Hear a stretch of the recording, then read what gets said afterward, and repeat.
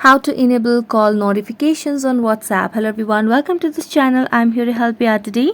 So without any delay, let's get started. So first of all, launch the settings application on your device, and as you launch the settings application, scroll down and tap on the app section.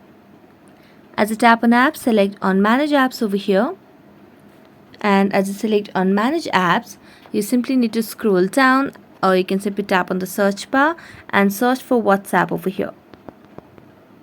So let's search for WhatsApp, and as you search for it, it might take few seconds for the app to pop up at the bottom of the screen. So let's wait, and if the app doesn't pop up, we can just make necessary edits and it will pop up.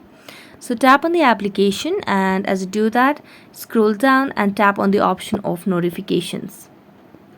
Tap on notifications over here, and as you do that, you can simply scroll down and tap on call notifications.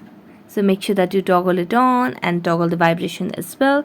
So as you do that, you'll be able to enable call notifications on WhatsApp. So that's it. Thank you so much for watching this video. See you next time.